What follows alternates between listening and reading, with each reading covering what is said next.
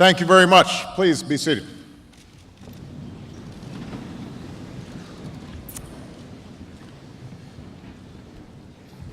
To General Haley for the outstanding work that he is doing, thank you so much.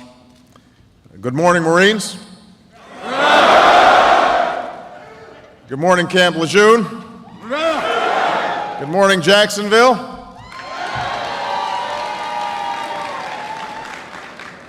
Thank you so much for the extraordinarily warm welcome. Just a few additional people I want to note are here. Governor Bev Perdue of North Carolina. Where's Governor Perdue? Stand up, please.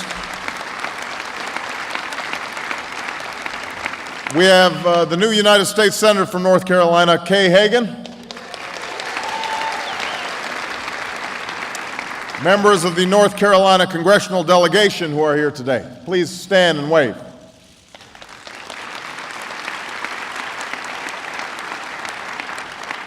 And thank you, Staff Sergeant Mink, for the outstanding rendition of our national anthem.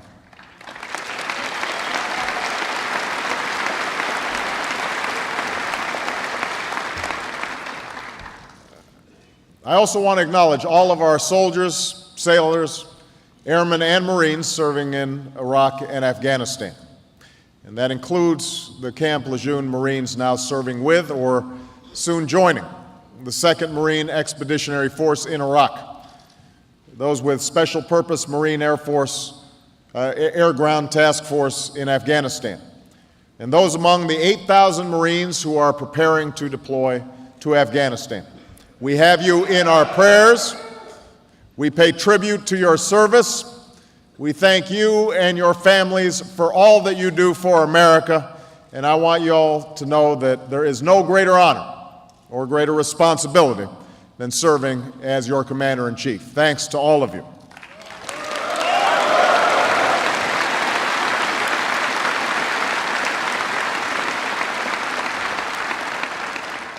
I also want to take this opportunity to acknowledge Ryan Crocker, who recently completed his service as our ambassador to Iraq. This is one of the unsung heroes of this multi-year effort. Throughout his career, Ryan has always taken on the toughest assignments.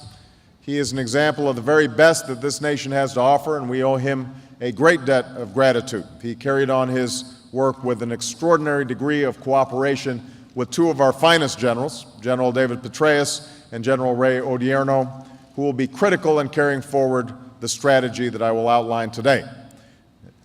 And next month will mark the 6th anniversary of the war in Iraq. By any measure, this has already been a long war.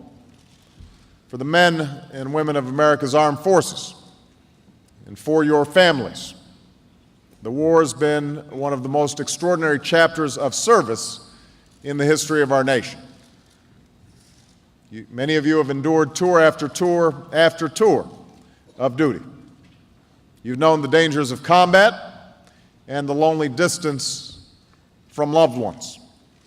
You have fought against tyranny and disorder. You have bled for your best friends and for unknown Iraqis. And you have borne an enormous burden for your fellow citizens while extending a precious opportunity to the people of Iraq. Under tough circumstances, the men and women of the United States military have served with honor and succeeded beyond any expectation. Today, I've come to speak to you about how the war in Iraq will end. To understand where we need to go in Iraq, it's important for the American people to understand where we now stand. Thanks in great measure to your service and your sacrifice and your family's sacrifices, the situation in Iraq has improved. Violence has been reduced substantially from the horrific sectarian killing of 2006 and 2007. Al-Qaeda in Iraq has been dealt a serious blow by our troops and Iraq's security forces, and through our partnership with Sunni Arabs. The capacity of Iraq's security forces has improved, and Iraq's leaders have taken steps towards political accommodation. The relative peace and strong participation in January's provincial election sent a powerful message to the world about how far Iraqis have come in pursuing their aspirations through a peaceful political process. But let there be no doubt, Iraq is not yet secure, and there will be difficult days ahead. Violence will continue to be a part of life in Iraq. Too many fundamental political questions about Iraq's future remain unresolved. Too many Iraqis are still displaced or destitute. Declining oil revenues will put an added strain on a government that has difficulty delivering basic services. Not all of Iraq's neighbors are contributing to its security. Some are working at times to undermine it. And even as Iraq's government is on a sure footing, it is not yet a full partner, politically and economically, in the region or with the international community. In short, today there is a renewed cause for hope in Iraq, but that hope is resting on an emerging foundation. On my first full day in office, I directed my national security team to undertake a comprehensive review of our strategy in Iraq to determine the best way to strengthen that foundation while strengthening American national security. I have listened to my Secretary of Defense, Robert Gates. I've listened to the Joint Chiefs of Staff led by Admiral Mullet, as well as the commanders on the ground. We have acted with careful consideration of events on the ground, with respect for the security agreements between the United States and Iraq, and with a critical recognition that the long-term solution in Iraq must be political, not military. Because the most important decisions that have to be made about Iraq's future must now be made by Iraqis.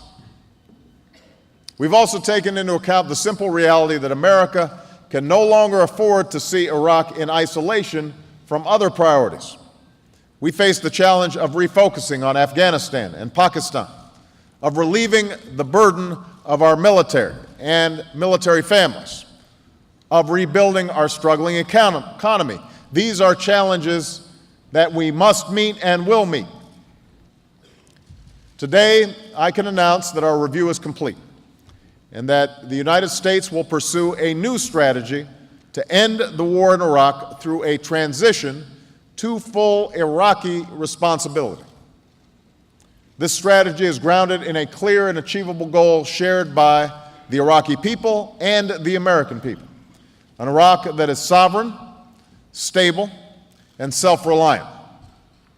To achieve that goal, we will work to promote an Iraqi government that is just, representative, and accountable, and that provides neither support nor safe haven to terrorists. We will help Iraq build new ties of trade and commerce with the world, and we will forge a partnership with the people and government of Iraq that contributes to the peace and security of the region.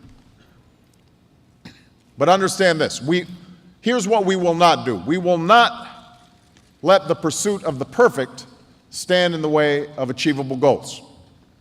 We cannot rid Iraq of every single individual who opposes America or sympathizes with our adversaries.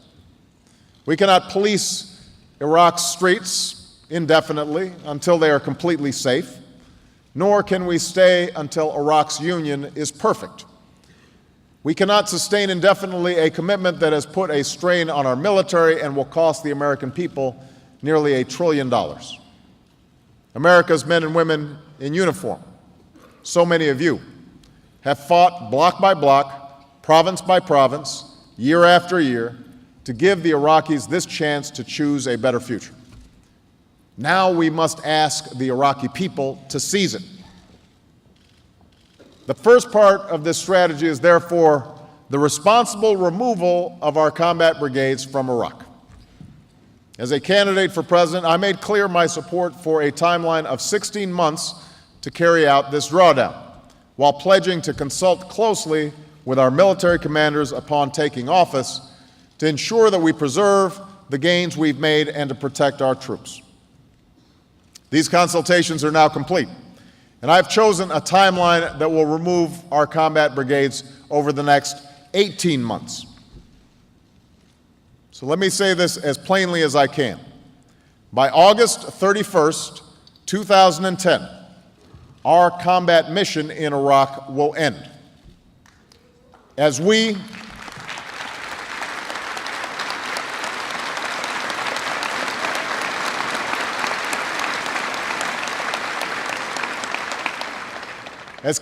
carry out this drawdown, my highest priority will be the safety and security of our troops and civilians in Iraq. So we will proceed carefully, and I will consult closely with my military commanders on the ground and with the Iraqi government. There will surely be difficult periods and tactical adjustments, but our enemy should be left with no doubt. This plan gives our military the forces and flexibility they need to support our Iraqi partners and to succeed.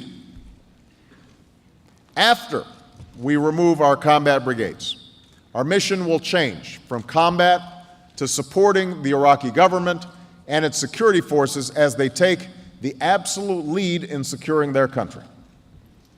As I have long said, we will retain a transitional force to carry out three distinct functions: training, equipping, and advising Iraqi security forces as long as they remain non-sectarian, conducting targeted counterterrorism missions, and protecting our ongoing civilian and military efforts within Iraq. Initially, this force will likely be made up of 35,000 to 50,000 U.S. troops. Through this period of transition, we will carry out further redeployments. And under the status of forces agreement with the Iraqi government, I intend to remove all U.S. troops from Iraq by the end of 2011.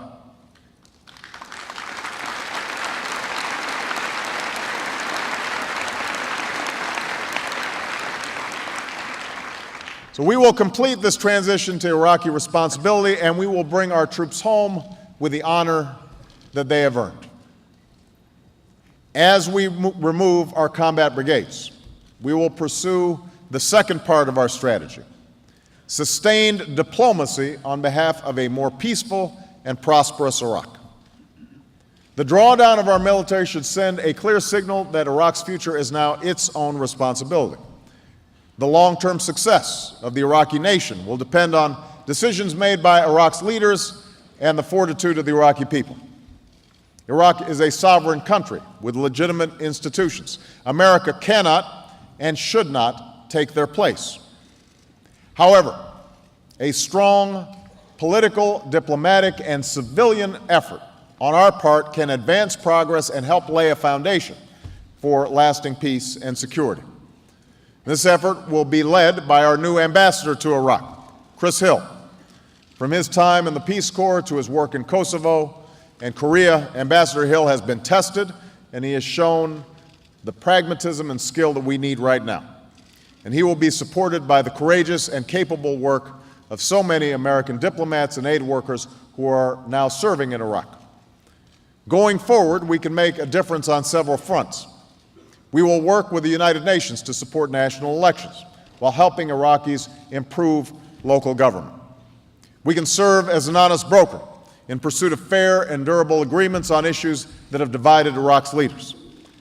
And just as we will support Iraq's security forces, we will help Iraq's institutions strengthen their capacity to protect the rule of law, confront corruption, and deliver basic services. Diplomacy and assistance is also required to help millions of displaced Iraqis. These men, women, and children are a living consequence of this war and a challenge to stability in the region, and they must be a part of Iraq's reconciliation and recovery. America has a strategic interest and a moral responsibility to act.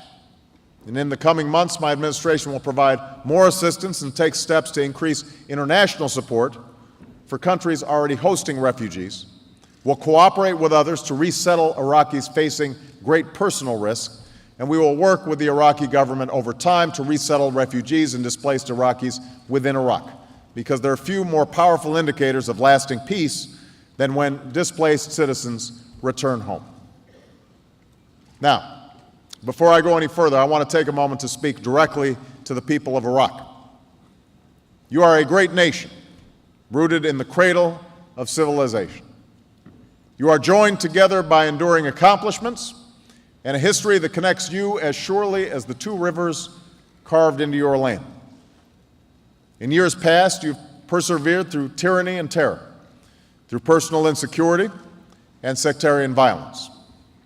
And instead of giving in to the forces of disunion, you stepped back from a descent into civil war and showed a proud resilience that deserves our respect. Our nations have known difficult times together, but ours is a bond forged by shared bloodshed and countless friendships among our people. We Americans have offered our most precious resource, our young men and women, to work with you to rebuild what was destroyed by despotism, to root out our common enemies, and to seek peace and prosperity for our children and grandchildren and for yours.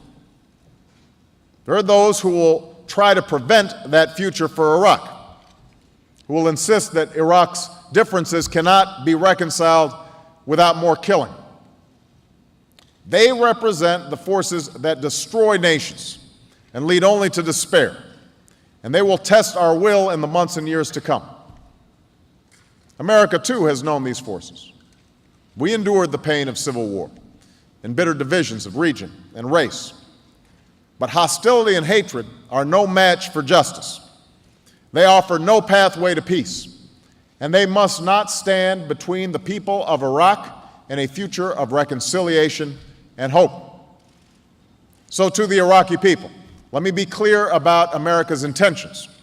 The United States pursues no claim on your territory or your resources. We respect your sovereignty and the tremendous sacrifices you have made for your country. We seek a full transition to Iraqi responsibility for the security of your country.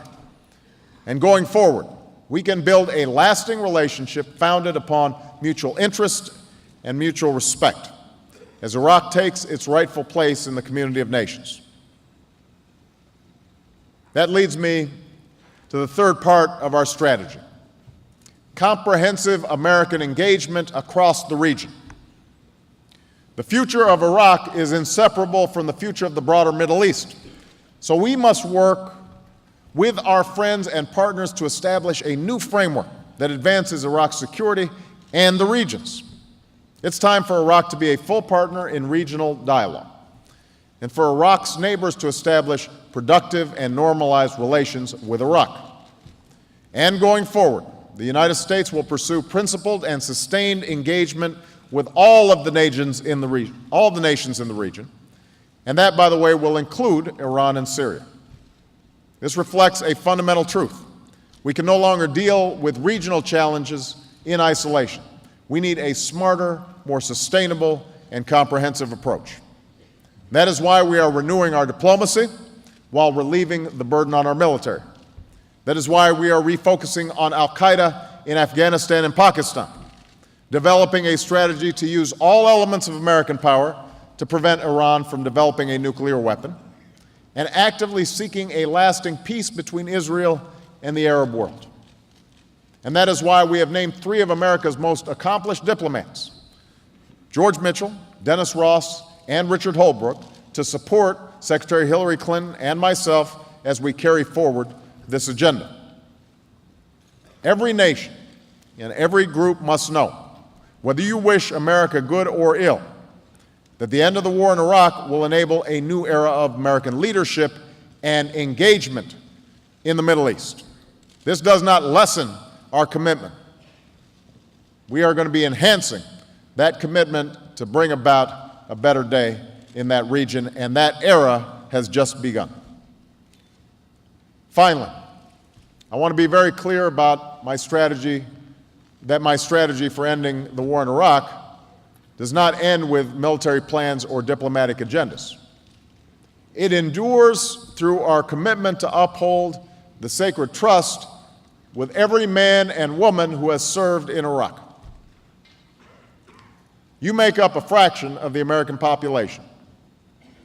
But in an age when so many people and institutions have acted irresponsibly, so many of you did the opposite. You volunteered to bear the heaviest burden.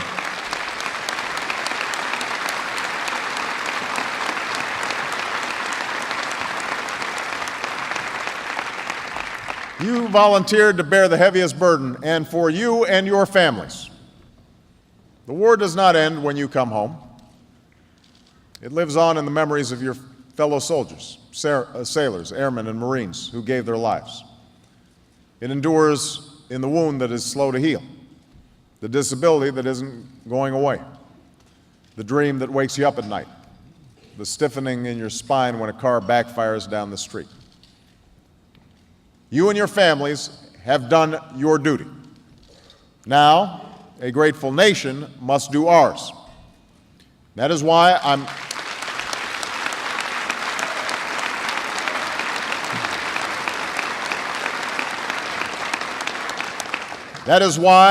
as reflected in my new budget, I am increasing the number of soldiers and Marines so that we lessen the burden on those who are serving. That is why I've committed to expanding our system of veterans health care to serve more patients and to provide better care in more places. We will continue building new wounded warrior facilities across America and invest in new ways of identifying and treating the signature wounds of this war, post-traumatic stress disorder and traumatic brain injury, as well as other combat injuries.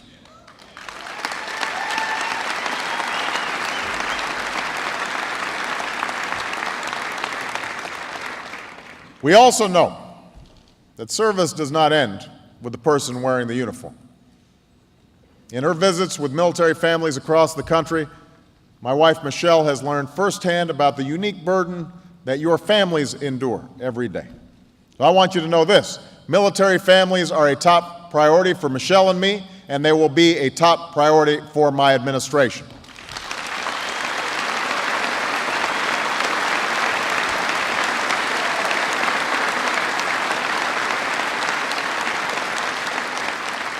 We will raise military pay and continue providing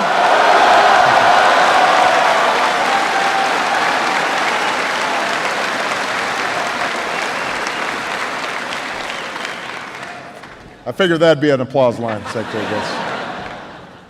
We're going to continue providing quality child care, job training for spouses, and expanded counseling and outreach to families that have known the separation and stress of war.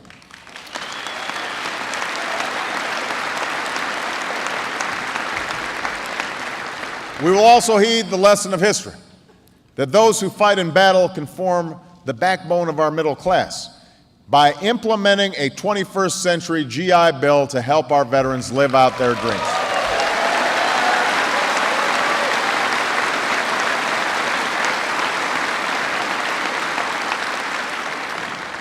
Now, as a nation, we've had our share of debates about the war in Iraq. It has at times divided us as a people. To this very day, there are some Americans who want to stay in Iraq longer and some who want to leave faster. But there should be no disagreement on what the men and women of our military have achieved. And so I want to be very clear. We sent our troops to Iraq to do away with Saddam Hussein's regime, and you got the job done. We kept our troops in Iraq to help establish a sovereign government, and you got the job done. And we will leave the Iraqi people with a hard-earned opportunity to live a better life. That is your achievement. That is the prospect that you have made possible. There are many lessons to be learned from what we've experienced. We have learned that America must go to war with clearly defined goals, which is why I've ordered a review of our policy in Afghanistan. We have learned that we must always weigh the costs of action and communicate those costs candidly to the American people, which is why I've put Iraq and Afghanistan into my budget.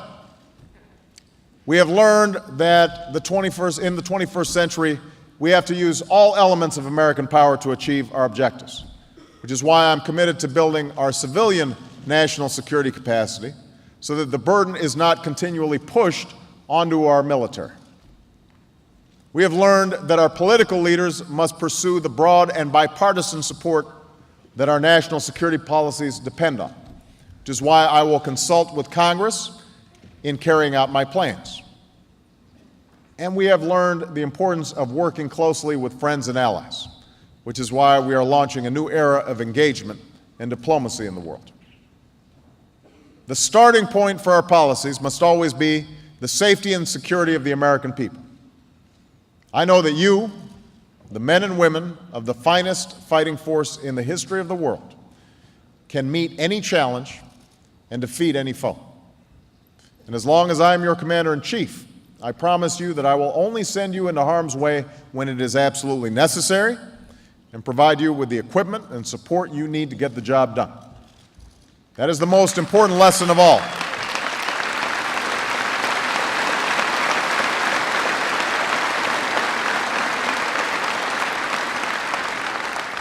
That is the most important lesson of all, for the consequences of war are dire.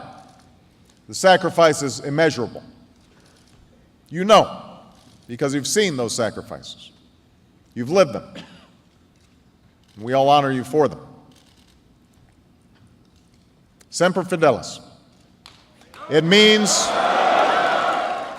always being faithful to the court and to country and to the memory of fallen comrades like Corporal Jonathan Yale and Lance Corporal Jordan Hayter.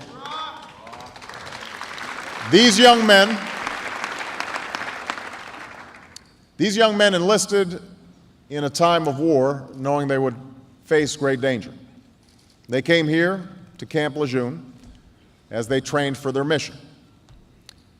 Last April, they were standing guard in Anbar. In an age when suicide is a weapon, they were suddenly faced with an oncoming truck filled with explosives. These two Marines stood their ground. These two Marines opened fire. These two Marines stopped that truck. When the thousands of pounds of explosives detonated, they had saved 50 fellow Marines. They had saved Iraqi police who would have been in the truck's path. But Corporal Yale and Lance Corporal Harder lost their own lives. Jonathan was 21, and Jordan was 19. In the town where Jordan Harder was from, a bridge was dedicated in his name. One Marine who traveled to the ceremony said, "We flew here from all over the country to pay tribute to our friend Jordan, who risked his life to save us. We wouldn't be here without him." America's time in Iraq is filled with stories of men and women like this. Their names are written into the bridges and town squares of this country. They are etched into stone at Arlington, in quiet places of rest across our land. They are spoken in schools and on city blocks. They live on in the memories of those who wear your uniform, in the hearts of those they loved, and in the freedom of the nation they served. Each American who has served in Iraq has their own story. Each of you has your own story. And that story is now a part of the history of the United States of America, a nation that exists only because free men and women have bled for it, from the beaches of Normandy to the deserts of Anbar, from the mountains of Korea to the streets of Kandahar. You teach us that the price of freedom is great. Your sacrifice should challenge all of us, every single American, to ask what we can do to be better citizens. There will be more danger in the months ahead. We will face new tests and unforeseen trials. But thanks to the sacrifices of those who have served, we have forged hard-earned progress. We are leaving Iraq to its people, and we have begun the work of ending this war. Thank you. God bless you. God bless the United States of America. Semper Fi. We're on.